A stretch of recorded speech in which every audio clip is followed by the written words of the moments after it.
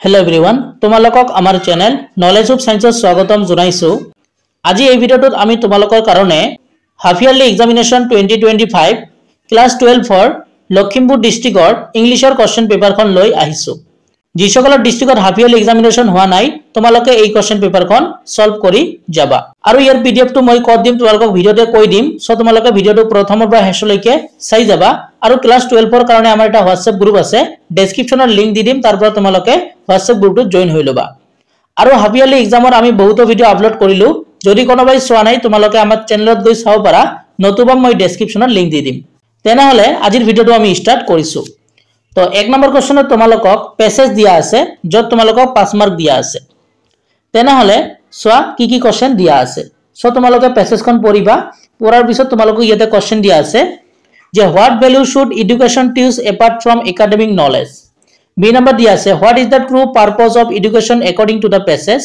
C number दिया है who shared the duty of guiding student on the right path। D number दिया है why do many people study in today world। E number दिया है find a word from the passage that means optimistic। तो তোমালোকে পেছেজখন পঢ়ি এই কেইটা কোশ্চেনৰ উত্তৰ লিখিবা। তাৰ পিছত তোমালোকক সেকশন বি কি দিয়া আছে চোৱা এডভান্স ৰাইটিং স্কিল তোমালোকক 15 মাৰ্কত দিয়া আছে।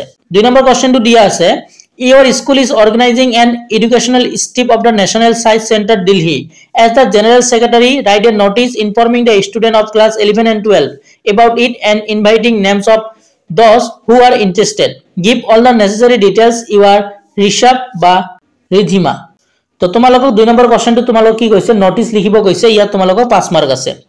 অলৰেডি তোমালোকক দিয়া আছে, তো কোশ্চেনটো তোমালোকে পঢ়িবা। তো ইয়াত তোমালোকক কি কৰিব কৈছে এখন এডভাৰটাইজমেন্ট লিখিব কৈছে। তাৰ পিছত 3 নম্বৰ কোশ্চেনটো চোৱা কি দিয়া আছে। 3 নম্বৰ কোশ্চেনটো তোমালোকে পঢ়িবা, ইয়াত তোমালোক কি কৰিব কৈছে লেটাৰ লিখিব কৈছে এডিটৰ লৈ হৈছে। তাৰ পিছত তোমালোকক ইয়াতে 10 মাৰ্ক দিয়া আছে। তাৰ পিছত তোমালোকক অলৰেডি এটা কোশ্চেন দিয়া আছে যে ইউ আৰ আশা বা Amit you have seen an advertisement for the post of physical education teacher in East India Senior Secondary School Dibrugarh. In response to the advertisement, write an application to the principal of the school applying for the post. Also write a details resume বা biodata. তো তোমালোকক ইয়াতে কি কৰিব কৈছে job application এখন লিখিব কৈছে, ইয়াত তোমালোকক 10 মাৰ্ক দিয়া আছে। তাৰ পিছত তোমালোকক সেকশন সি কি দিয়া আছে চোৱা change the form of the narration of any two of the following question. তো ইয়াত তোমালোক নাৰেশন কৰিব কৈছে, তো ইয়াৰ উত্তৰটো মই তোমালোকক স্ক্ৰিনত দি দিম, তোমালোকে চাই লবা। তাৰ পিছত তোমালোকক 5 নম্বৰ দিয়া আছে change the voice of any two of the following sentence. A number দিয়া আছে the man narrated me a story. B number দিয়া আছে please answer all the question. C number দিয়া আছে has someone posted my parcel. তো ইয়াৰ উত্তৰটো মই তোমালোকক স্ক্ৰিনত দি দিম, তোমালোকে স্ক্ৰিনৰ পৰা ভিডিওটো পজ কৰি লিখি লবা। তাৰ পিছত 6 নম্বৰত তোমালোকক দিয়া আছে rewrite any two of the following sentence using the verb given in the bracket in the correct tense. তোমালোকক কাৰেক্ট টেন্স দিয়া আছে, ইয়াত এটা তোমালোকক 2 মাৰ্ক দিয়া আছে, তোমালোকক দুটা লিখিব কৈছে। এ নম্বৰ দিয়া আছে he visit many towns before the return home. B number দিয়া আছে we to be for long. C number দিয়া আছে the light went out while I read a newspaper। তো ইয়াৰ উত্তৰটো মই স্ক্ৰিনত দি দিম, তোমালোকে চাই লবা। 7 নম্বৰ দিয়া আছে rewrite any two of the following sentence filling in the blank with appropriate preposition. তোমালোকক ইয়াতে প্ৰিপজিশন লিখিব কৈছে। তো এ নম্বৰ দিয়া আছে হিটলাৰ টুক এডভান্টেজ বাই ইনজয়িং। তাৰ পিছত বি নম্বৰ দিয়া আছে she cannot hurt dash her mother। C number দিয়া আছে his application is dash consideration।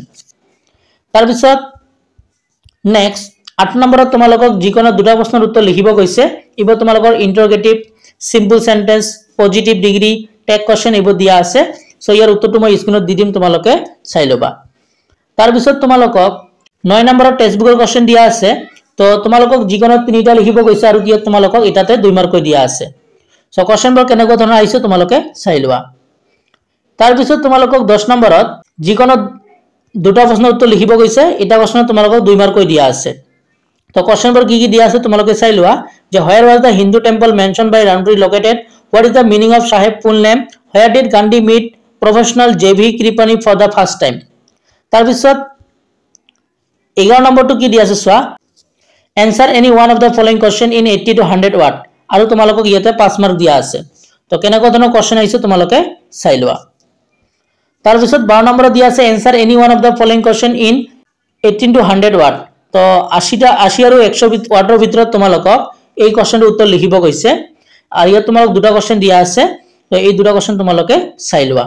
তো এইখিনি আছিল তোমালোকৰ লখিমপুৰ ডিস্ট্ৰিক্টৰ ইংলিছৰ কোৱেশ্চন পেপাৰখন আশা কৰিছো কোৱেশ্চন পেপাৰখনত কেনেকুৱা ধৰণৰ কোৱেশ্চন আহিছে তোমালোকে বুজি পালা আৰু ইয়াৰ গ্ৰামাৰ সেকশনটো আমি তোমালোকক সলভ কৰি দিলো আৰু এনেকৈ আমি তোমালোকক বিভিন্ন ডিস্ট্ৰিক্টৰ পেপাৰবোৰ দিছো যদি কোনোবাই চোৱা নাই তোমালোকে চাই লবা আৰু আমি যিমান বাৰো তোমালোক গ্ৰামাৰবোৰ সলভ কৰি দিছো তাৰ পিছত এমসিকিউ বোৰ তোমালোকক সলভ কৰি দিছো আৰু ইয়াৰ পিডিএফটো আমাৰ WhatsApp গ্ৰুপত দি দিম তোমালোকে আমাৰ WhatsApp গ্ৰুপত জয়েন হৈ লবা আৰু যদি ভিডিওটো ভাল পালা তেনেহলে ভিডিওটো এটা লাইক কৰি দিবা তেনেহলে আজি ভিডিওটো আমি ইয়াতে সামৰিছো নতুন এটা ভিডিওৰ লগত তোমালোকৰ লগত পুনৰ দেখা দেখি হম ভিডিওটো চোৱাৰ জন্য তোমালোকক ধন্যবাদ জনাইছো